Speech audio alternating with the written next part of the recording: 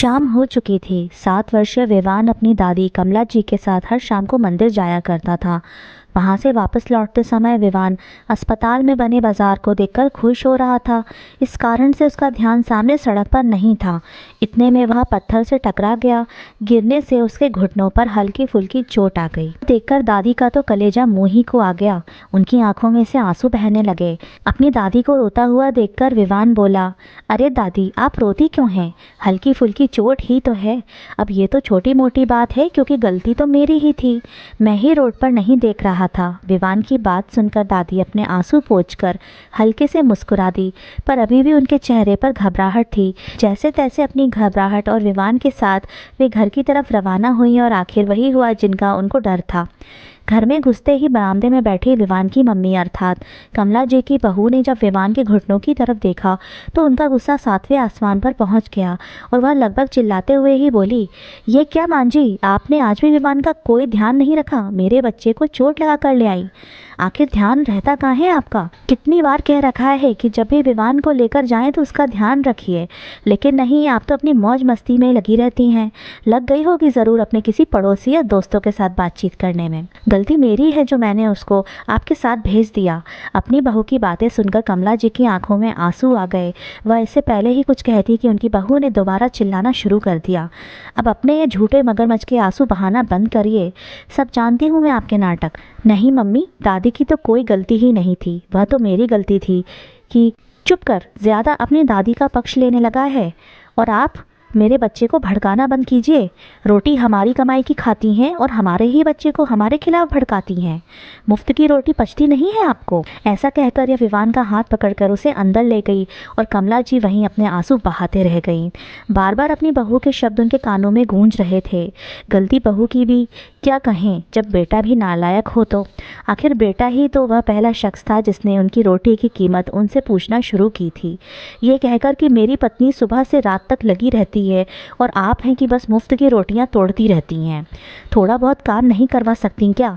जबकि कमला जी अपने बेटे मतलब विवान को सुबह से शाम तक संभालती हैं। यहाँ तक कि घर के कामों में भी अपनी बहू का बराबर हाथ बटाती थी। कमला जी को अपने पुराने दिन याद आने लगे जब वह अपने पति के साथ गांव में रहा करती थी, जबकि बेटे बहू यहाँ शहर में किराए से रहते थे। 5 महीने पहले कमला जी के पति की मृत्यु हो गई। उसके बाद बार बार गाँव न आने की समस्या का समाधान ये निकला कि गाँव का मकान बेचकर शहर में एक छोटा सा मकान ले लिया। जब कमला जी ने मकान बेचकर शहर में मकान लिया था तब गांव के लोगों ने खूब कहा था कि मकान अपने नाम पर कर लो, पर उन्होंने ये सोचकर मकान बेटे के नाम पर ले लिया कि उन्हें सिर्फ 2 रोटी ही तो खानी है। अब मकान उनके नाम पर हो या बेटे के नाम पर, क्या फ़र्क पड़ता। अब उस मकान में कमला जी से उनकी रोटी की कीमत पूछी जाती। हर रोज़ अपने स्वाभिमान के टुकड़े होते देखकर कमला जी का दिल बार बार रोता, पर उन्हें इसका कोई समाधान नज़र नहीं आता। कोई और बेटा या बेटी नहीं जिसके पास चली जाएं। प्रॉपर्टी के नाम पर सिर्फ ये मकान बचा है जो भी बेटे के नाम से लिया था। अब उस पर मालिकाना हक कैसे जताएं? बस ले देकर पेंशन ही आती है जो भी बेटे बहू रख लेते हैं। पर जब इस बार पेंशन आई तो कमला जी ने उसे अपने बेटे बहू को ना देकर अपने पास ही रख ली। इस पर भी बेटे बहू ने काफ़ी बखेड़ा खड़ा किया, पर इस बार कमला जी टूटने को तैयार नहीं थी। माँ, आखिर तुम इस पेंशन का करोगी क्या? घर का सामान डलवाना है, अब आप चुपचाप पैसा दे दीजिए। नहीं, इस बार नहीं।